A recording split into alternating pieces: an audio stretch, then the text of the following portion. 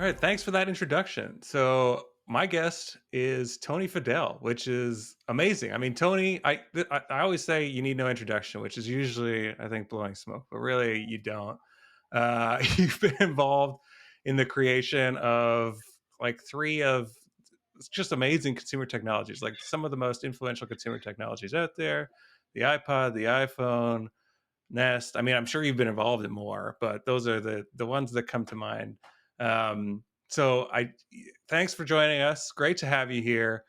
And I really want to get your perspective on climate tech and investing. I mean, given that background, you can see a trajectory of evolution there around kind of impact on climate and maybe even awareness. So I'm wondering, how much did that play into your career coming up, and when did you start giving this more serious thought, this whole climate emergency? Sure, sure. Well, first, Darrell, thanks for being here, letting me be here, and thanks for SOSV to also have me on. So this is great to be here. But to tell you the truth, this is something the climate. I guess it wasn't called climate back then, but I've always been worried about the environment since I was a kid. And Mm. actually, I started recycling when I was in college in '86 and '85, and I was doing, it was just the thing to do. Yeah. And so I would always like, I kept doing this and learning more. And then finally, I just saw the world not changing, not changing, not changing. And then the, my wife and I, we had kids, and then I was like, wait a second, what's going to happen? What's going Right. to happen to this planet? It just over the years since the '80s, it's just been mounting and mounting, mounting. We keep talking about it, but no one's doing a lot about it. So I was like, and then there was this whole green tech wave that was failing in 2008, and I was just like, people are making all these crazy things, but consumers have to drive and be passionate about great products to then to help us with this transition that we have to make, and it's critical. And Mhm. so that was what the genesis was. Nest was what Nest was about, was doing the right thing, is doing climate related kind of products, which was heating and cooling, and that was Nest. And that 50% of your energy bill in the US is all dedicated to just heating and cooling your home.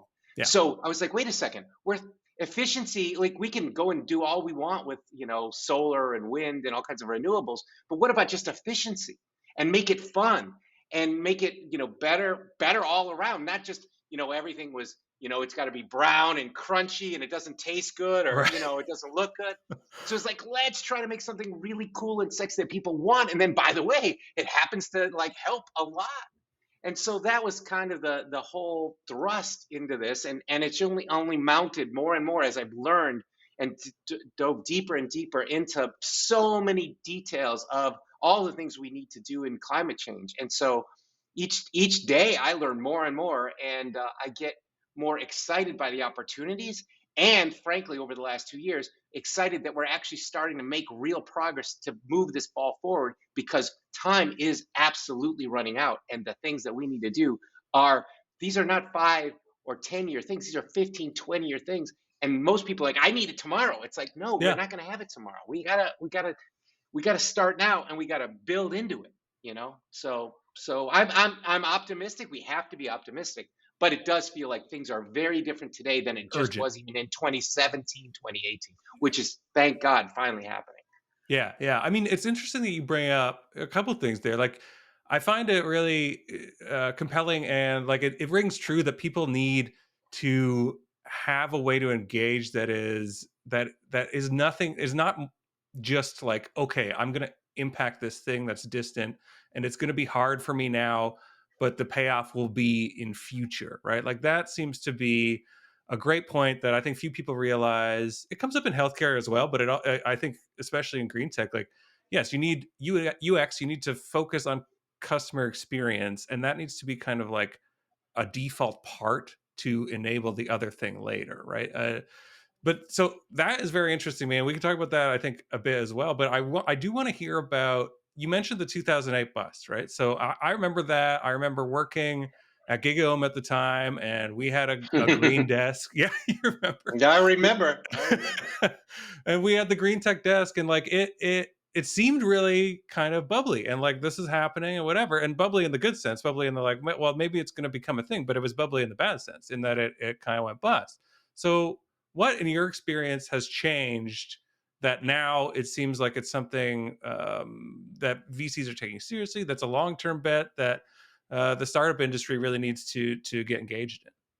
Well, it's a great question. I think really we are victims of our own success in a way, which was the mobile revolution came at the exact same time as the first wave of the green revolution. Right. And VCs and all the funding and all that money went to the easy things like social mobile and e-commerce and e-tailing and stuff like that.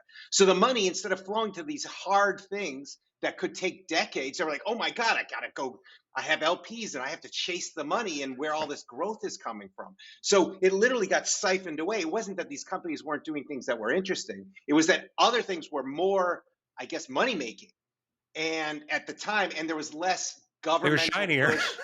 They were shinier. They're like, oh, and everyone had their new mobile phone going, yeah, okay, that's cool. I'm gonna get to do this and Uber that and Lyft that. And so that's really, I think it was two things. It was one that these were really big, heavy tech solutions in the green tech space that didn't really relate to the consumer. And then the other side was all these things making tons of money, or at least eyeballs gathering to then make tons of money in the mobile side.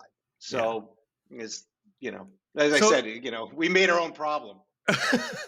we did, but now it seems like it's, at least for now, it seems stickier, and it seems like more people are interested. It seems like more people are putting their money where their mouth is. I think you mentioned one unique advantage you have in that FutureShape doesn't have LPs, which I think Hmm. still seems like something that could throw a wrench into the works, right? But are you seeing that this is material different? And is it because that shiny thing is not shiny anymore, or Sure. what is it? So let me be clear. The Future Shape team and we've been investing in these kinds of climate related technologies and disruptive technologies since probably 2015. And I'll tell you, we're putting money in and we're saying, okay, it's getting warmer. Like people are seeing this, they're talking about it. Greta came out, at WEF and all these things.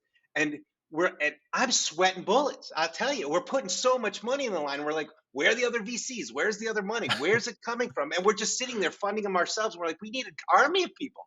And so 2018, 2019, we were just like, where are these people? Like, it's Mm. so important. And then COVID hit. And then we all got to think, oh, wait a second, we're all on this small globe together and we could all get COVID. We're all seeing the climate change stuff. We're seeing the wildfires. We're seeing the hurricanes. We're seeing all this stuff in our face. We got to start worrying about this fragile, our fragile ecosystem Right. of humans, not the Earth, humans on the planet. We got to start thinking about it. And everything just changed. Literally since Greta and COVID, everything has changed. And now we get people, VCs calling us who are like, leave us alone, Fadell. Like, we already went through that in 2008. Now they're like, what do you got in your portfolio? What can we go fund? How can we, like, and they're like, our investors, our LPs are telling us they want to go into this, Yeah. right? Yeah. Big banks are calling, going, well, how do we get our ESG funds into this? Right. So it's a whole different thing, literally in 24 months. And thank God, because we're like, we can't carry this load ourselves, right? These are big, big problems to solve. Yeah. Well, so I want to ask you some of those same questions. I mean, what Sure. what should we be putting our money into? What is the most important, most urgent things to kind of the solutions or directions to go? To tell you the truth, we're in the Industrial Revolution 2.0, and to pick a winner and to say this, there's no one silver Mhm. bullet here. We have things in transportation, we have things in agriculture, we have things in manufacturing and materials. It's everywhere. It's literally like we're back in the 1880s, 1890s, 1910, where everything is happening. Infrastructure is going to be rebuilt around the world. Yeah. So whether it's in cement or whether you're dealing with aquaculture and farm ish or regular, agriculture farming, it's everywhere. And that's what's so amazing. And everybody's piling in. So you can usually take some expertise you have and bolt it on and find the green thing, and you can like benefit from it. It does not mean that you have to go into like, I just have to narrowly focus on carbon capture Right. or, only green materials or what. It's everywhere. And that's what's the opportunity. And that's what's so great because it's going to be trillions of dollars. Just think about how much the world changed between 1880 and probably 1920 time Mhm. frame or whatever, when Everything was created, electricity, automobiles, everything. We got to reinvent all of that. And that's going to happen over the next 30 years. So this is finally getting started, but this is a long-term trend that can't go away. Right. And we're going to we're going to replace airplanes. We're going to replace all the petrol refiners. We're going to replace all the cars. We're going to replace all the factories with all green stuff. And that's going to take 20, 30, 40, 50 years. And we're at the start of it. So I think about it, if you were just getting in 1880 going, "Oh my God." That's what's so great about this. Yeah. I mean, I'm very excited listening to you be excited about it. But then I think about, well, I think one is how then, because anytime that there's that kind of excitement around something, it's a great opportunity for manipulation and for kind of just not proper reallocation of wealth, but like entrenching wealth and then just like expanding it on things that are hollow and that have no substance underneath them, right? Because yeah, everybody's excited about it. Everybody wants to do it, and then the opportunity for manipulation is there because it's a frothy environment. So how do you avoid that? It sounds like you kind of were getting to it where it's like stick to your own expertise, but then like orient it towards this problem. But is that it, or is there more to do to kind of avoid that? How many charlatans were there in 1880, Right. 1890? It's going to happen, but it's going to be a whole wave of things, and great stuff is going to come out of it. But that's what just happens when this happens. Even in the COVID crisis, what happened? There was charlatans with that as well. So what comes with these massive waves, you're going to get that. But that shouldn't deter us from investing and making these happen. We just have to be smarter. And luckily, we have transparency now, right? Mm, We have the net. We can talk to people. I can go to incredible experts at various universities around the world and ask them, hey, what do you think of this technology? Where's this? And so if you're smart and you have the right teams, you can go and make big impact.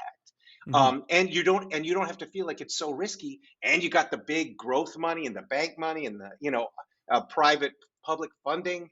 So you just got to be careful. But at the end of the day, this is going to happen. And remember the difference between 1880, it was kind of just the US and parts of Europe.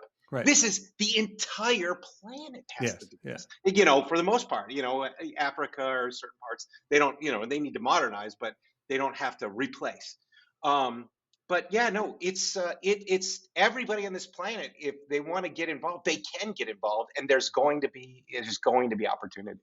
Yeah. Well, and so let's talk about incentive shifts then, because you did mention that there is everybody is incentivized in some way, but why has that happened? Like, I think we think of things like, especially, large technology companies, I guess, in a capitalist, uh, like context, their motivation is to maximize profit, right? And like to continue to just deliver that for shareholders. So how is it the incentives have shifts? Has that existential threat come in? Because they don't seem to think beyond quarters or what, like depending on the company. But why has that changed, or has that changed, and what needs to change still?